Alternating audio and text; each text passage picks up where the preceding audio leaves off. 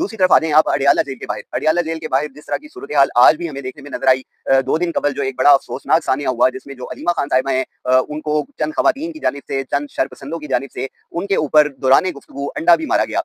तमाम political parties के जो अकल रखने वाले लोग हैं, उन्होंने इस चीज़ को कंडेम किया है और उन्होंने इसकी रोकथाम की बात की है कि इस तरह के जो सूरत-ए-हाल बनती है किसी के ऊपर स्याही फेंकने की, किसी पर जूता मारने की, किसी को गालम-गलौच करने की, किसी को अंडा मारने की, यकीनन ये सारी चीज़ें सियासी इंतकाम के जो तनाज़ुर में की जा रही हैं और ये इंतहाई अफ़सोसनाक हैं। वक़्त बदलता है, हुकूमतें बदलती हैं और ये सारी जो हुकूमतें हैं, ये अक्सर हम देखते आए हैं कि ये सिर्फ़ इंतकाम की भीड़ चढ़ी हैं और जो ज़िम्मेदारियाँ इन हुकूमतों के ऊपर पाकिस्तान की अवाम डालती है, ये उसको अदा करने से फिर कासिर रहते हैं। तो यकीनन ये एक अफ़सोसनाक वाक़या था और आज भी अडियाला जेल के बाहर सहाफ़ियों के साथ जिस तरह की एक उनके दरमियान बात-कलामी हुई और फिर वो गालम-गलौच से होते हुए हाथापाई तक भी पहुँच गई और इस दौरान अलीमा खान साहिबा अपनी प्रेस कॉन्फ्रेंस जो थी, वो कर रही थीं। तो ये बड़े अफ़सोस की बात है और साथ ये भी कहा जाता है कि जब अडियाला जेल के अंदर अलीमा खान साहिबा की या उनकी दीगर बहनों की जब मुलाकात की बारी आती है, तो फिर तमाम जो कायदीन हैं, पूरे पंजाब के, पूरी पार्टी के जितने सीनियर लोग हैं, उनको बाकायदा ये उनसे रिक्वेस्ट की जाती है कि वो अलीमा खान साहिबा का साथ दें, अडियाला जेल के बाहर उनके साथ इज़हार यकजहती करें।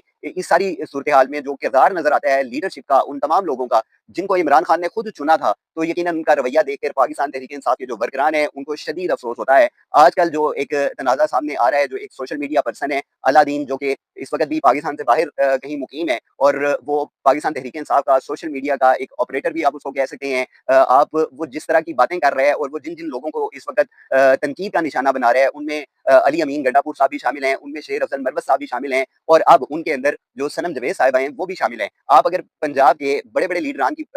तरफ देखते हैं, जिनमें से कई लोगों को सज़ाएँ हुई थी, मिलिट्री कस्टडियाँ बर्दाश्त की थी। एक बड़ा नाम था मियाँ इबाद फ़ारूक साहब, लोगों को बड़ी उम्मीदें थी उनसे। वो जब वापस आए तो उसके बाद उन्होंने जो कारकर्दगी अपनी दिखाई पार्टी के अंदर, जिस तरह वो एक्टिव हुए, जिस तरह उन्होंने लोगों के साथ मिलना-मिलाना शुरू किया, उन्होंने तहरीक खान साहब की रिहाई के लिए एक तहरीक का आगाज़ किया और वो बड़े गुस्से के लहजे में ये कहते थे कि जब मियाँ इबाद फ़ारूक तहरीक शुरू करेगा, तो फिर वो तहरीक